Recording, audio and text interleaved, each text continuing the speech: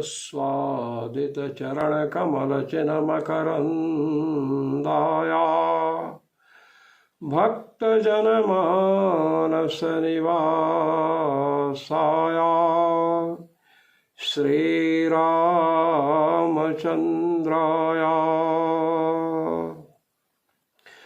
यत्र यत्र रघुनाथकीर्तनं तत्र तत्र कृतमस्तकाञ्जलिं बाष्पवारि परिपूर्णलोचनं मारुतिं नमत राक्षसान्तकम् सीतानाथसमारम्भां रामानन्दार्यमध्यमाम् अस्मदाचार्यपर्यन्तां वन्दे गुरुपरम्पराम् वन्दे गुरुपरम्पराम्। सर्वेश्वर श्रीरघुनाथो विजयते तराम्। अणुश्च द्वितीय अध्याय के चतुर्थ पाद का 13वां सूत्र है। इस पर भगवत पाद श्री स्वामी रामानंदाचार्य जी महाराज द्वारा विरचित आनंद भाष्य का आनंद ग्रहण करें। अयम मुख्य प्राणो विभु अणुर्वा इति विषये समय विस्त्रिभिर्लोकैः समोनेन सर्वेण प्राणे सर्वं प्रतिष्ठितम् इत्येवमादिवचनैः विभुः एव इति प्राप्ते सिद्धान्तमाह अणुश्चेति। भगवान कृष्ण द्वैपायन वेद व्यास प्रणीत द्वितीय अध्याय के चतुर्थ पाद का 13वां सूत्र है अणुश्चा। अणुश्चा सूत्र की भूमिका क्या है? इस सूत्र का प्रणयन भगवान कृष्ण द्वैपायन व्यास ने क्यों किया? इस पर भगवत पाद श्री स्वामी रामानंदाचार्य जी महाराज कह रहे हैं कि ये जो मुख्य प्राण है, जिसको अभी विशिष्ट वायु रूप बतलाया गया है, जो संपूर्ण शरीर का धारण करता है, जिसके निकल जाने पर यह शरीर मुर्दा हो जाता है, वह जो मुख्य प्राण है, वह प्राण कैसा है? विभु है अर्थात सर्वव्यापक है अथवा अणु है। ये दो प्रकार के विकल्प उठाए गए। इति विषय, इस प्रकार का विषय शब्द दो प्रकार का है। एक विषय में जो सा है वो मूर्धन्य सा है। उस विषय का अर्थ क्या होता है? आपका क्या विषय है? What is your subject? आपका सब्जेक्ट क्या है? और यहाँ पर जो विषय है यह तालव्य सा है विषय में। इसका अर्थ होता है संशय। तो मुख्य प्राण जिसके द्वारा शरीर धारण किया जाता है, यह प्राण सर्वव्यापक है अथवा अणु है, इस प्रकार का संशय समुपस्थित हुआ। अब कह रहे हैं कि यह प्राण विभु ही है। यह प्राण क्या है? अणु नहीं है। नायम अणु संदेह हुआ कि प्राण सर्वव्यापक है अथवा अणु है, तो कहा कि यह प्राण अणु नहीं है, यह सर्वव्यापक है। क्यों? एक वाक्य श्रुतियों में आया है, समः पुरुषेण समो मस्केन समो नागेन सम एभिस्त्रिभिर्लोकैः समोनेन सर्वेण। सम एभिस्त्रिभिर्लोकैः, इन तीनों लोकों के समान प्राण है, इन तीनों लोकों के समान प्राण है, ये बात बतलाई गई। अब तीनों लोकों के समान जो प्राण होगा वो तो संपूर्ण लोकों में व्याप्त होगा, तभी तो संपूर्ण लोकों के समान होगा, तीनों लोकों के समान। दूसरी बात, इससे भी व्यापकता सिद्ध हुई, सम एभिस्त्रिभिर्लोकैः, तीनों लोकों के समान प्राण है। लोक शब्द जो है ना, लोकस्तु भुवने जने, जन में प्राणी में, और भुवन संसार में प्रसिद्ध है लोक शब्द। तो सम एभिस्त्रिभिर्लोकैः, तीनों लोक, तीन लोक प्रसिद्ध है, भूर्भुवः स्वः, अथवा मृत्युलोक, पाताल लोक, स्वर्गलोक। तो तीन लोकों के समान प्राण है। इससे लगता है ये जो श्रुति कह रहे कि सम एभिस्त्रिभिर्लोकैः, तो तीनों लोकों के समान प्राण है, इससे तो प्राण अणु नहीं प्रतीत हो रहा है, लगता है प्राण व्याप्त है सर्वत्र, तब न तीनों लोकों के समान है। और दूसरा वाक्य है, प्राणे सर्वं प्रतिष्ठितम्, प्राण में ही सब कुछ प्रतिष्ठित है। सारा संसार किसमें प्रतिष्ठित है? प्राण में। प्राण के बिना कोई स्थित नहीं रह सकता है। सर्वं हीदं प्राणेन आवृतम्, और ये जो कुछ दिखाई पड़ रहा है सब प्राण से ही आवृत है, ढका हुआ है। तो सबका आवरक प्राण, सबको आवृत करने वाला प्राण यदि अणु हो तो कैसे हो सकता है? अणु तो छोटी वस्तु होती है, सूक्ष्म वस्तु है। एक बात हमें यहाँ समझ लेना चाहिए कि अणु का अर्थ यहाँ परमाणु का जो परिमाण है उसके समान परिमाण बतलाने में यहाँ अणु शब्द का प्रयोग नहीं किया गया है, केवल सूक्ष्म है इस बात को बतलाने के लिए किया गया है। अणुष्चा जो सूत्र आया और पूर्व पक्षी ने कहा अणु नहीं है, तो विभु है। यदि अणु का अर्थ सूक्ष्म ना करके परमाणु तुल्य परिमाण वाला करें तो सबसे बड़ी खराब स्थिति होगी कि जो प्राण तत्व है ना, प्राण, अपान, व्यान, समान, उदान, ये 5 प्रकार का है, और 5 प्रकार का प्राण संपूर्ण शरीर में व्याप्त है। तो परमाणु तुल्य परिमाण वाला यदि प्राण होगा तो कैसे व्याप्त होगा? वैष्णवाचार्य महानुभावों ने जीव को अणु परिमाण वाला कहा।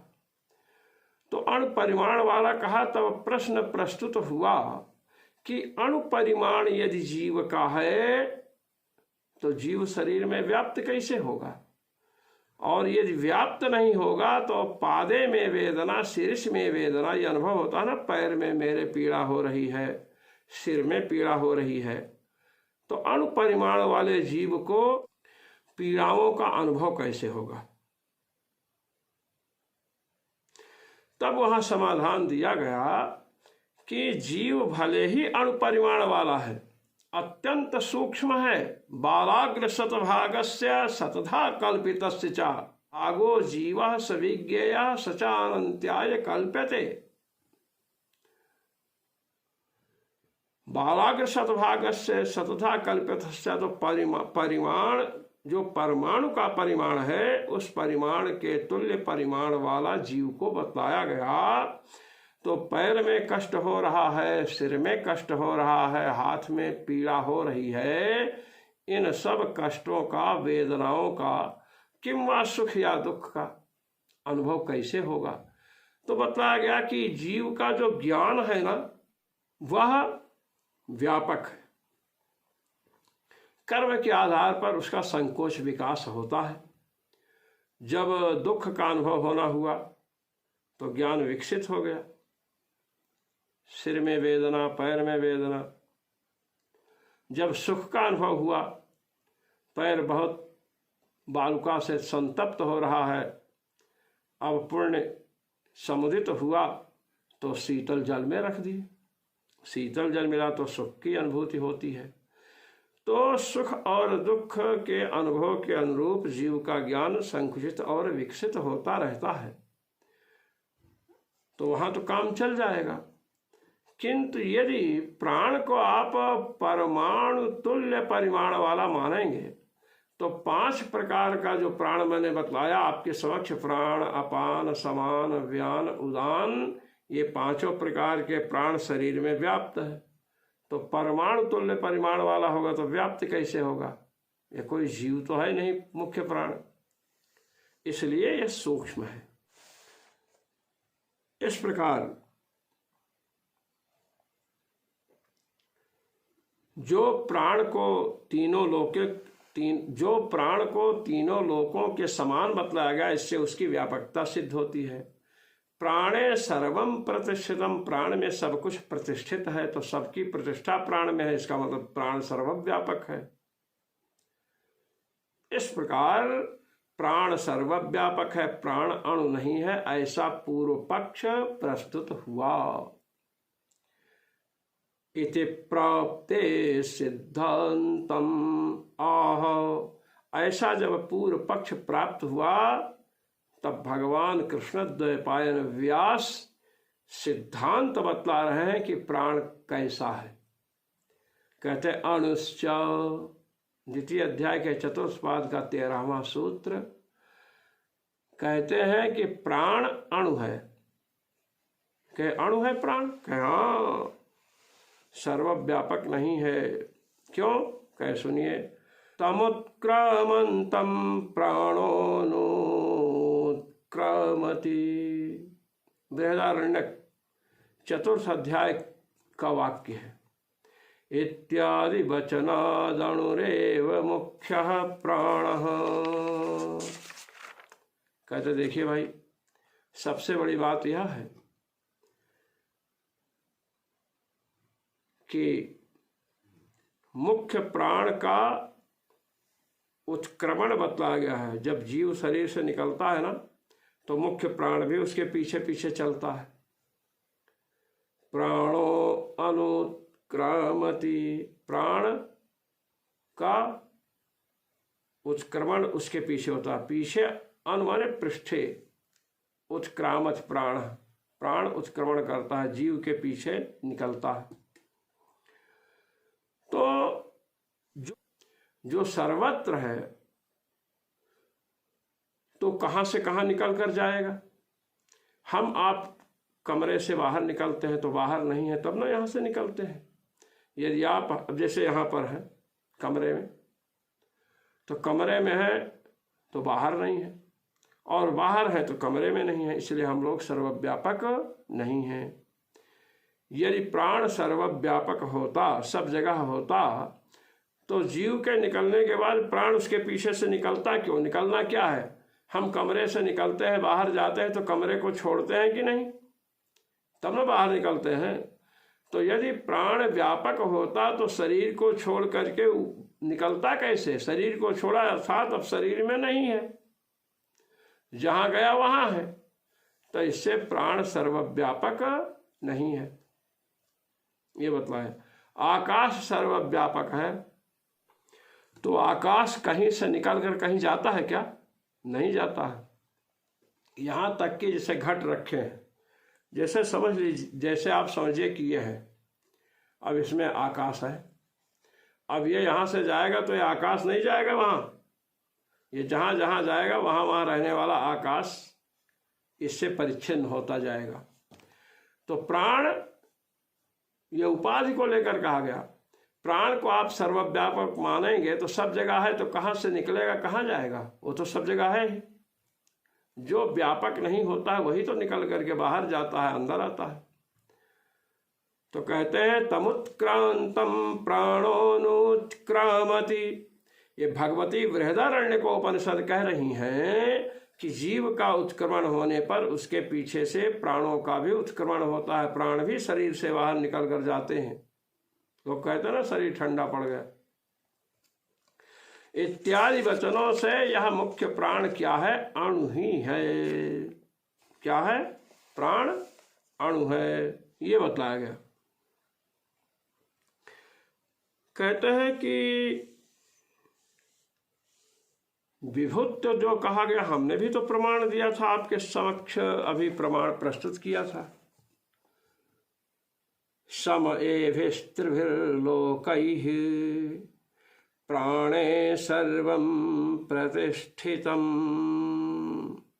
कहते हैं ये जो हमने प्रमाण दिया कि सब कुछ प्राण में प्रतिष्ठित है, तो यदि प्राण सर्वव्यापक नहीं हो तो सब कुछ इसमें प्रतिष्ठित कैसे रह सकता है? इसका उत्तर दीजिए। कहते देखिए, हिरण्यगर्भ जो ब्रह्मा जी हैं, उनका प्राण सर्वव्यापक है। समस्त जीव का स्वरूप ब्रह्मा जी माने गए हैं। तो कहते हैं कि वह हिरण्यगर्भ का ब्रह्मा का प्राण व्यापक है, भगवान है। जो की सहज श्वास श्रुतिचारी, सो हरि पढ़ यह कौतुक भारी। अब आप बताइए, व्यष्टि रूप जो प्राण है, जो अपने लोगों के शरीर, व्यष्टि समष्टि का अर्थ है समूह, और व्यष्टि का अर्थ है पृथक पृथक एक एक व्यक्ति। तो हम लोगों का जो प्राण है यह सर्वव्यापक नहीं है ना। तीनों लोकों में आपका हमारा प्राण व्याप्त है क्या? नहीं।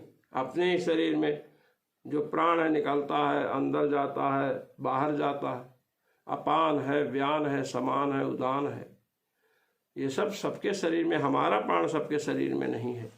अब आपको मैं एक दृष्टांत देता हूं। जब ध्रुव जी ने भगवान का ध्यान किया और भगवान का ध्यान करते हुए उन्होंने अपने प्राणवायु को रोकी, तो निखिल ब्रह्मांड नायक अनंतानंत ब्रह्मांड नायक श्रीहरि से जब उनकी एकता हुई, उनमें मन लग गया और प्राणवायु को रोका, तो सबके प्राणों की गति रुक गई। तो भगवान से जो जुड़ गया है, जैसे ब्रह्मा जी,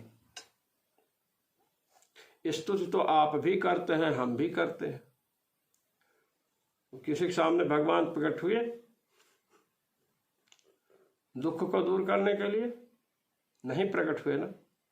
जब पृथ्वी पापाक्रांत हो जाती है, अत्याचार बढ़ जाता है, तब ब्रह्मा जी के समक्ष गो रूप धारण करके जाती है। पृथ्वी का जो अधिष्ठात्री देवता है वह गो रूप धारण करके जाता है।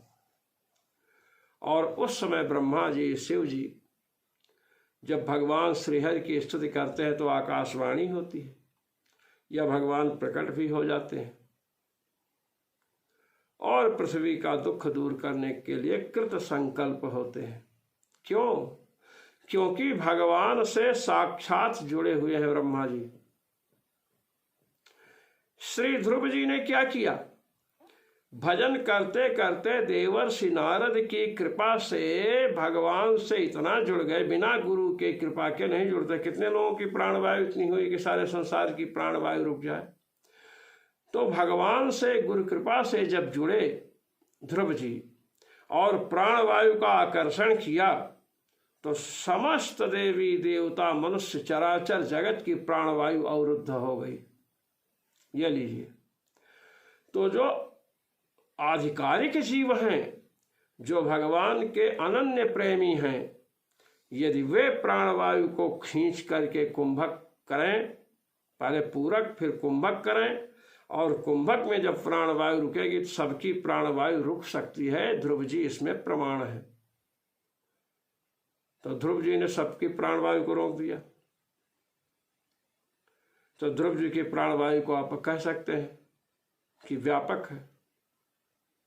हिरण्यगर्भ किंवा हिरण्यगर्भ ब्रह्मा जी की श्रेणी में जो पहुंच चुके हैं भजन साधन के बल से, उनकी प्राणवायु सर्वव्यापक हो सकती है। ध्रुव जी का चरित्र इसमें प्रमाण है। आए अब